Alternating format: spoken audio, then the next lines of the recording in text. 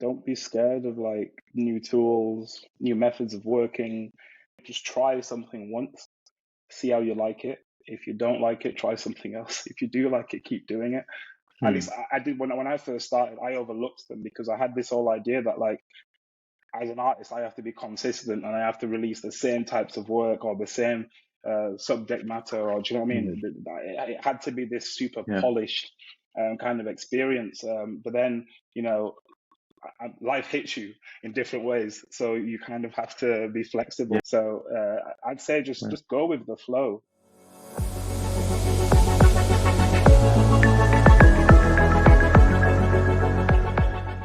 So how long have you been living in Bradford, Junior?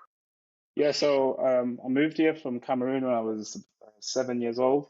I spent most of my life here. I lived in London and Bristol and Leeds for a couple of years, but most of my time has been spent in Bradford. Nice. And I mean, regarding your art, I'm curious to know your journey. I'm a fan of your works. I think I have collected some pieces on FX Hash, and I know you have been releasing works with Bright Moments and Proof as well. And I would love to talk a bit about those collections. But Yeah.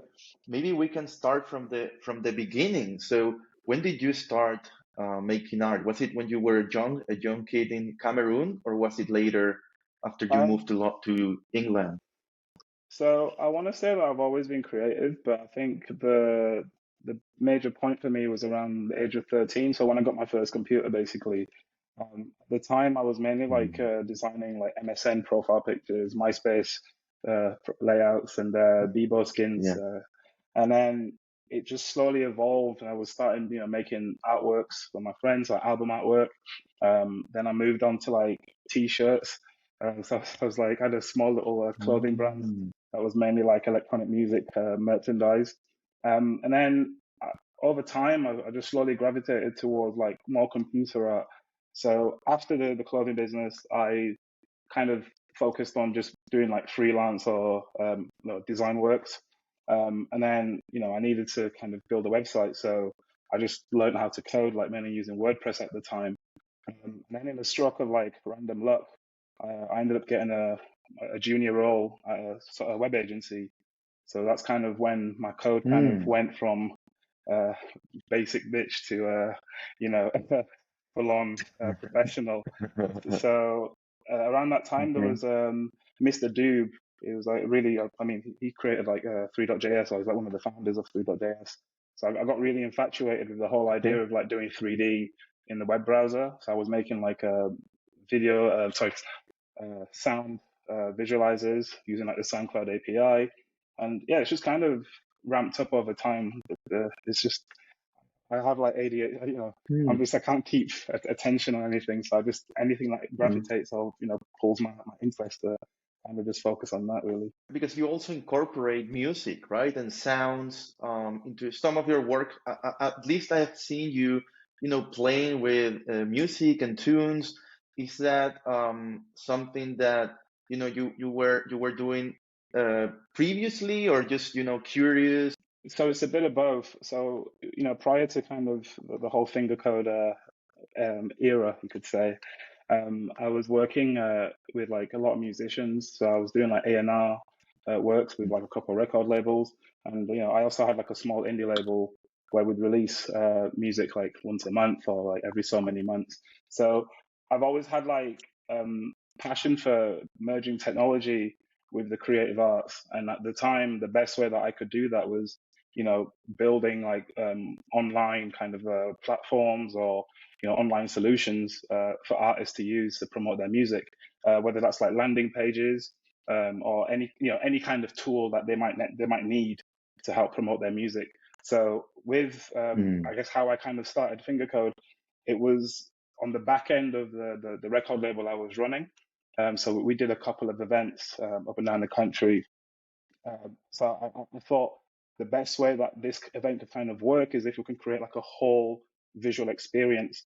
So that's how I learned how to use Touch Designer and Mm. how to incorporate live sound and visuals and everything. At the time, paying somebody to do this was quite expensive, and I figured, well, I'm fairly Hmm. technical, so I might as well learn. And if worst comes to worst, I have a new skill set, and I've just kind Yeah. of evolved from that. With Yeah. regards to so I mean, some of my work has audio aspects. So like my first couple NFTs that I've released, they were mainly like video works. So I would visualize the sound Yep.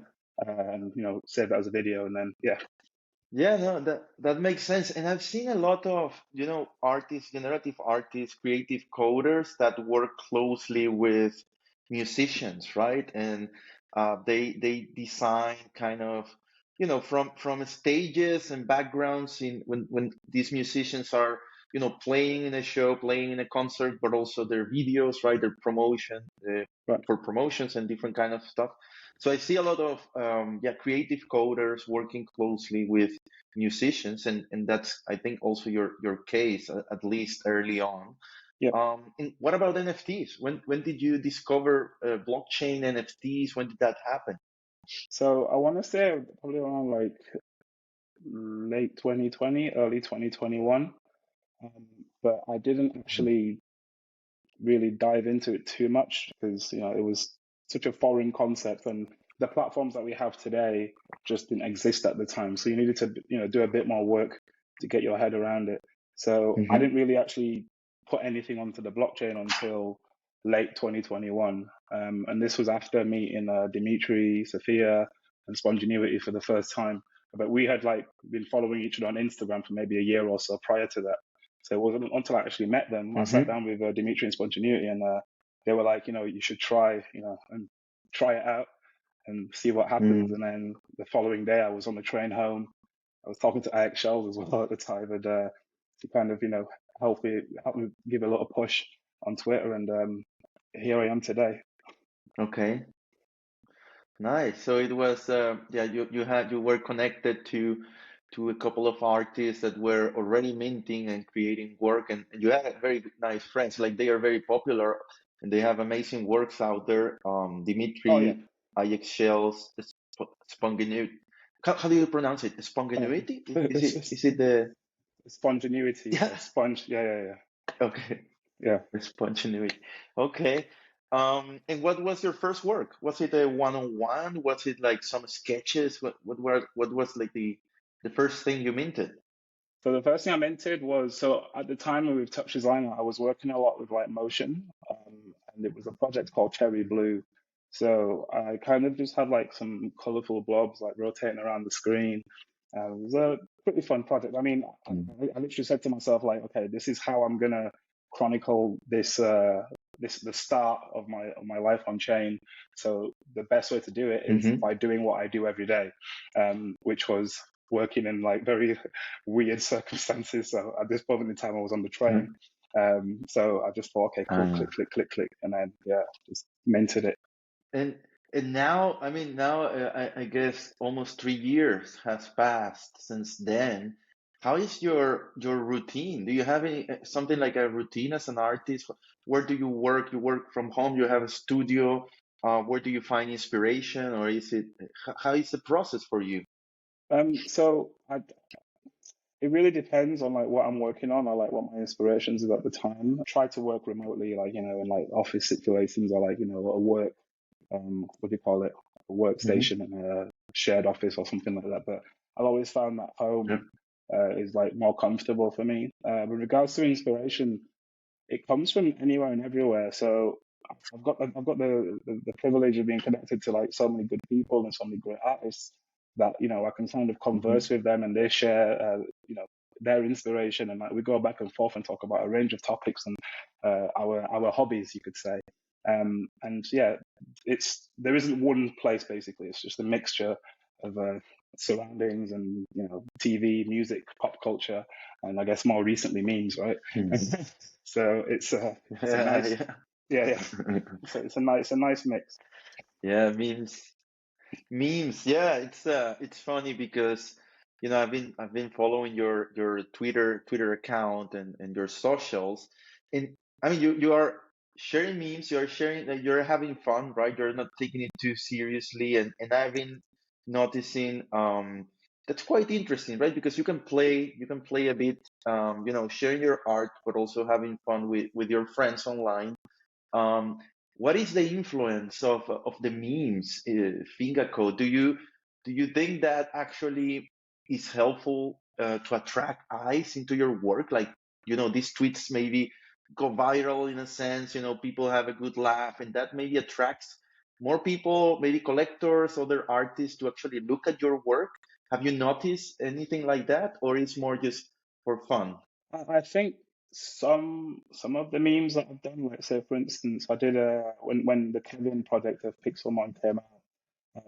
I actually found it Hmm. pretty funny, the whole situation, and I found the 3D model for it. And I think at the time no one else had figured out that there was a 3D model just available for download. So I started playing with that, and I gained quite a lot of Hmm. followers off the back of that, and also like a few what's the word a few like briefs, and clients came in on the side for me to like work on animated works for them. But to be honest with you, I kind of just do it for fun. Like if I find something funny, I'm going to share it. Like I've got a platform to share it on, so I'm going to share it. I don't Yeah. think I necessarily use it to attract collectors. Because quite frankly, like if you put my serious work and my meme work side by side, very often there's very little crossover. So it's yeah, it's just I guess me like Yeah. No, and that I mean the thing is in the space we are in, there are so many crazy stuff happening, right? Like what you mentioned, the meme with Kevin, that was hilarious, and you see these kind of things every basic almost every day, right? Like ridiculous stuff happening, and yeah, the memes are fun. I need to step up my meme game. As I mentioned earlier, you have been releasing generative art collections, you have been releasing works different places with great galleries like Bright Moments. I think proof from a curated show with Emily C as well. Um, and I think you were the first artist in residence from Bright Moments. Am I right? You were the first one that kind yeah. of participated in that setup. So how was that? Like that experience in working with a gallery like Bright Moments, which puts so much effort into displaying the art and working with the artists together and putting a great show. How was that experience for you? So for me, it was like the first time that I guess I had like a really big platform like pushing me. I literally got well. So I'd met Seth and Christy a couple of I think once or twice before I did anything with them, and that was like I think digital art salon, which was happening in London. Because one thing I do quite a lot of the time, because I was mainly focused on like touch design and interactive works. So the best way to show someone interactive work is to show them the interactive work. So I'd carry my laptop Mm, and whatever devices I wanted to kind of showcase, and I'd bring them down to these like events, and have it out on the table, and people kind of play with them. So that's the first time I met Christy and Seth, and then obviously still being in contact with like Spontaneity and stuff, because we typically go to these events together. When he started working with them and they were sorting out the London show, he reached out and said, "Hey, there's this opportunity. If you want to do like a live minting experience, mobile minting, sorry." So they literally had an iPhone at the time, and they would go around to like mhm, collectors, and it would mint straight to your wallet. I literally had a week to make that project. So I spoke with mhm, Phil on like the 25th of June, and then Mint Zero came out on the 30th. So that was a very interesting experience, and the couple of weeks I spent down in London with them definitely opened my eyes to like the difference between like an NFT show and a Bright Moment show. Because prior to that, on my mm, only view of NFT shows was a room with a couple of screens dotted around, not much care for presentation.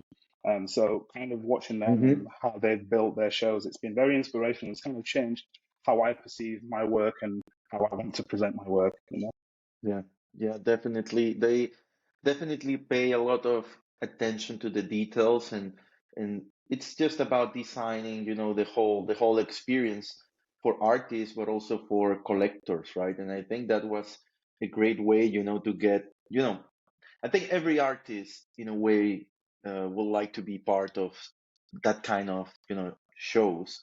Um, and I didn't know. So is that the collection NTH Culture? Is that the one, the first one No, you released with Bright Moments, or was it another one? so the first one with was translucent pens, and that was Okay. essentially the base idea for it was just to have like literally, I don't know if you're familiar with like cellophane, like different colored plastic that's see-through, and you just lay them over each Mm. other, and then you get like the color mixes and a whole bunch of different effects. So that was like my first like generative art project on the Ethereum network.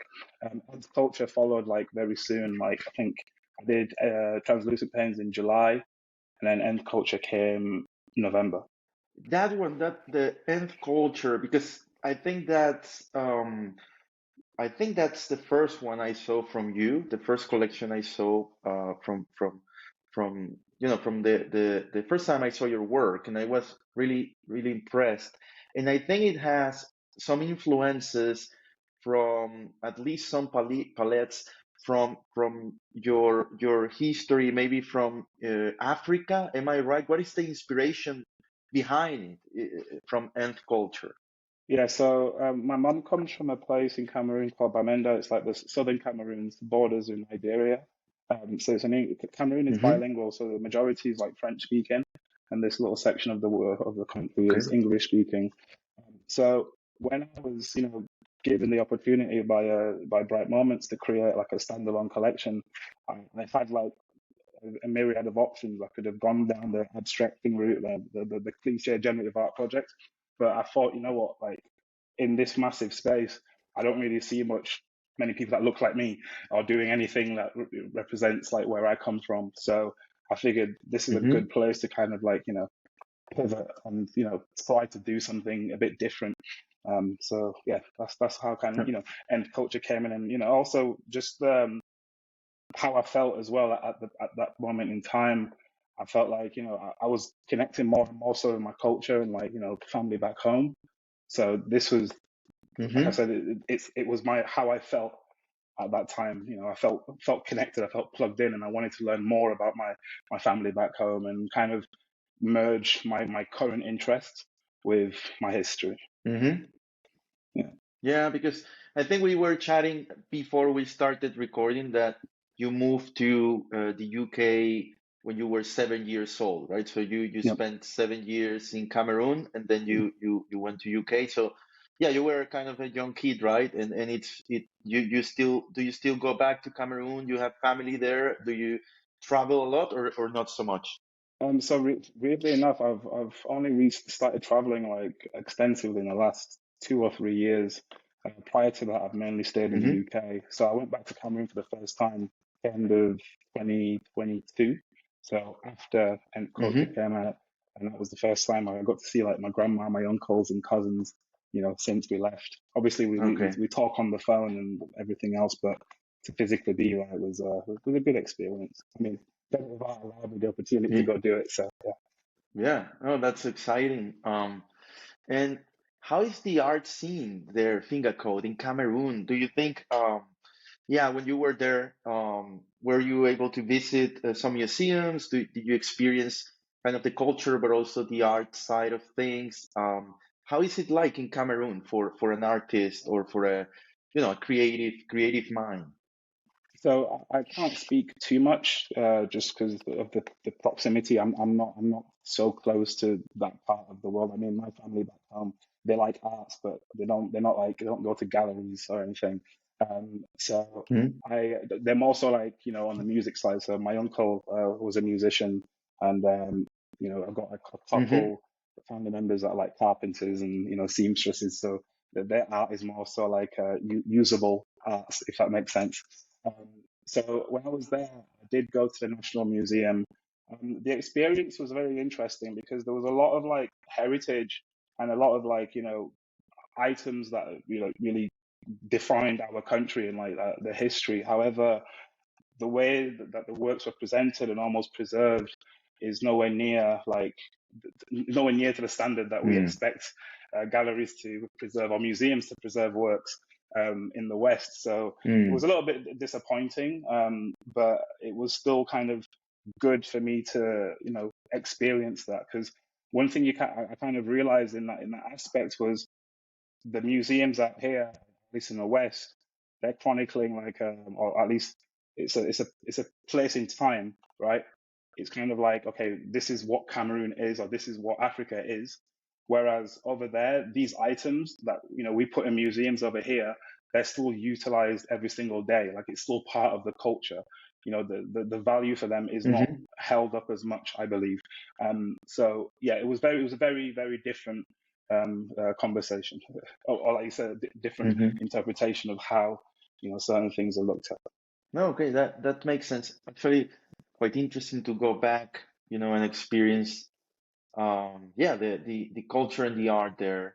Now that you've spent so many years out of Cameroon, and I mean now talking in general, because you have been in this space now for a while. You have many shows, multiple collections. You have traveled to many events. You have uh, close circle of friends that are highly involved, right, in the digital art space. And what are your thoughts on the state of things? Some kind of a what are the pros and cons of being a digital artist today?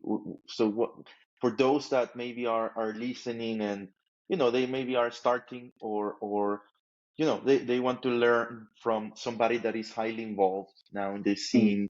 So what are some pros and cons of the space today? How do you see it? I think it's only like maybe in the last 6 months, or like maybe 6 to 12 months, that I've started to see myself as an artist.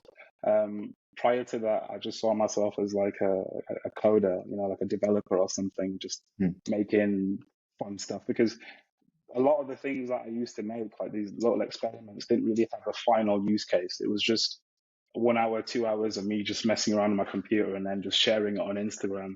So Mhm. I'd say the state of where it's at, or at least how I've seen it evolve, it's become, what's the word? There's a lot of like high fences now, I feel, because there's like a load of like Mm, different collectives and groups and galleries and whatever else, and they all have like different curational standards. So I feel like you have to navigate the spaces with a lot more care and a lot more intention than you maybe had to do when I mm, first came in. But that's also mm, because me, I'm not like following everything that happens. The information that I get comes from the people that I know. Very rarely do I go out yeah. and seek, see what the latest trend is. Like if it comes up on my timeline, I'll see it. And I think I've Mm-hmm. kind of done that because when I first started, I was like on Twitter every day, refreshing, just seeking like who's the hottest artist now, Yeah. like what's the latest trend, and Yeah. with the crypto market being how it is, you have your bull markets, your bear markets, and attention is very, very rare. Like it's very, very finite. So someone will be like the hottest artist for like one day or one week, and then the next week Yeah. it's somebody else, and then the trend changes. And at one point there was like 50 million 10K PFP projects. Now you barely ever hear Yeah. of them. You see what I mean? So Yeah. I think you have to be flexible, and you also you have to find your own voice. Most importantly, and I think that's something that I'm just about getting a hold of. I've got a very big Mm-hmm. personality in general, so it's helped quite a bit. So yeah, I'd say just kind of just do your Yeah. own thing, and yeah, things will fall into place. Yeah. I think that's the sweet spot, right? When you don't really care about what's happening and you are focused on your thing. You kind of are locked in. You already found like that yeah, your voice, as you said, and then you can focus on that and then let things be, right? Like from friends or from events, you learn, you discover new artists, new galleries. But I can imagine artists, it could be stressful, right, to having to follow everything that's happening, needing to know like what are the top galleries, how do I get into the gallery, how do I get into this marketplace, how what are people collecting right now. And if you go on for too long, yeah, that could be, that at the end that will, be negative for your art, right? Like the goal is that artists can focus on their creative process and create stuff. Um, but yeah, you define it very very well. I also struggle a bit with that. I'm trying to like just try to like the things I see. I try to read a lot, right? Try to be in many places and in Farcaster on Twitter, Mm, but I'm not trying to read everything, right? If I miss something, let it be, right? I think that's the best way to approach it. Um, and in terms of advice, Junior, what will you tell somebody that's interested in digital art, artists that are starting out? mm. How would you start today? What would you tell them? I'd say experiment a lot. Like, don't be scared of like new tools, new methods of working, just try it. Just try something once, see how you like it. If you don't like it, try something else. If you do like it, keep doing it.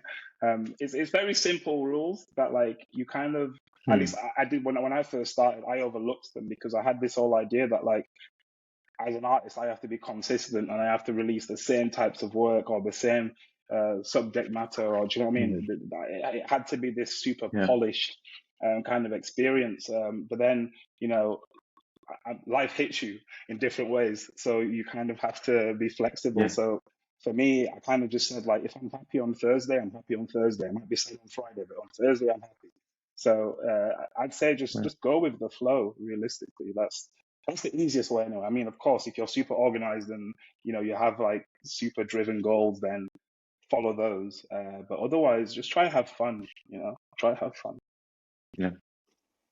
And in terms of, are you somebody that, so when it comes to pricing and supply and when to mint something and when to release it and how often, how do you figure out these things? Do you also go with the flow, or do you try to maybe talk to other people and come up with some feedback? How is it for you in your case? How do you manage supply, cadence, pricing, all these, the marketing side of it? How is it in your case? I've been very fortunate to have had like galleries like Proof and Bright Moments, etc., like, work with me. So I haven't really had to necessarily think about that side of things too much. Um, but Hmm. generally speaking, it's hard. There isn't one answer, It very much depends on the market demand and like what you offer. So Mm. I could tell you one day poetry is worth nothing, but then you look at people like Sasha Styles, and Anna, I Mm. forget her last name, Anna Calabo. I'll find her name. María Yeah, Caballero. that's the one. Caballero. Yeah, yeah, yeah. So you look at those two artists, and like they've absolutely smashed it in terms of like poetry, and then photography even. There was Yeah. I think Ryder was, isn't it, not Ryder, Drifter shoots. Ah, Yeah, so yes, yes. they all brought like exciting like different perspectives on like different mediums, and I feel that's the way forward. Really, you just find your niche and just keep doing it. Eventually, someone will notice. Definitely. I think that's the right approach. And also, as you said, partner it up with the galleries that support you and, kind of guide you in the marketing side of things. That helps a lot tremendously. Yeah. Um, And what are you working on right now, Finga? Before we finish, I think it's important. I'm very curious. Is there anything in particular you are putting together? Any Um, big projects? Are you taking a break? How is it going right now? so in terms of like, like I was saying earlier on, I'm only just kind of seeing myself as an artist like in recent months, and I've been working primarily on like fabric-based projects. So I'm focusing heavily on like the Dutch wax and like what's it called? Like Dutch wax, Ankara, like African fabrics essentially, from the more like fashion sense of things. Okay. So I'm trying to take that. So kind of what I did with Nth Culture, where I took fabrics from a specific region and then abstracted them in a generative sense. I'm doing the same thing again, but with like Dutch wax fabrics. And how that process is going Mm. right now, it's very, let's say, experimental. I released the first series of this new director, Bright Moments finale. The reception has been good, so now I think it's just a case of I'm back in the studio or back in my living room, just typing away until something cool comes up again. But I have two shows coming up this year. I have one in December. That'll be announced when it'll be announced, and then I have another one. Mm-hmm. In, I think it's end of May with like a private members club. So that'll be pretty interesting. And the projects are just kind of like, Mm-hmm. like I said, it's just a progression of what I've learned previously. I'm really focusing on like pushing, the diaspora and like, African influence work in the generative space, as far forward, because there's very few of us that are active, or at least with a voice in the space right now. And, it'd be a shame for me to have this platform and this kind of attention and not try and do something to, push that forward.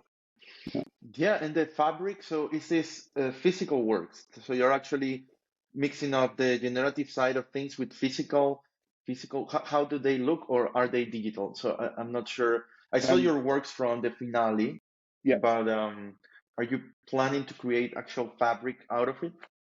So presently, I'm working on just the algorithms. The physical Mm-hmm. side of it will come once I'm happy with the outputs. But I can show you a sample of another project which I Yeah. have in physical format. A rug that's made from a Ah. generative output.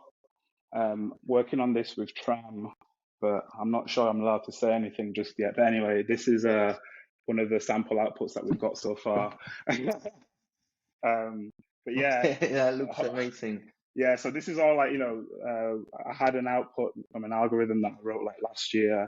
So I was on a trip with them in Morocco last year with Linda Dunia and Ike Shells. So we got to go around the country and visit different artisans and kind of Hmm. get inspiration for what we'll make.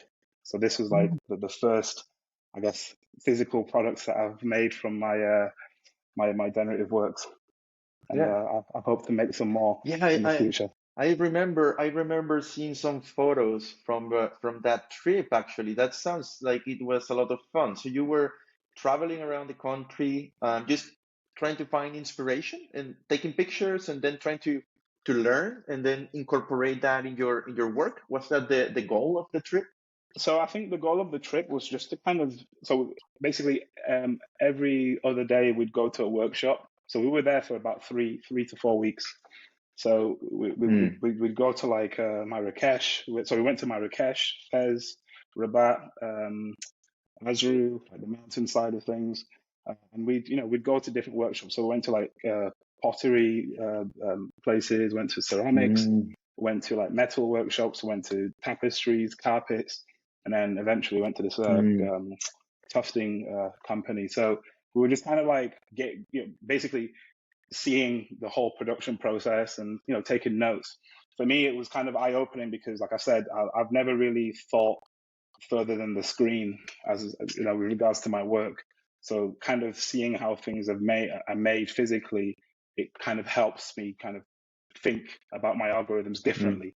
Like how much detail can Yeah. I put in, and how much detail do I have to put in to get a certain level of high quality, products. So it was definitely an Yeah. interesting trip, and yeah, hold tight, fun.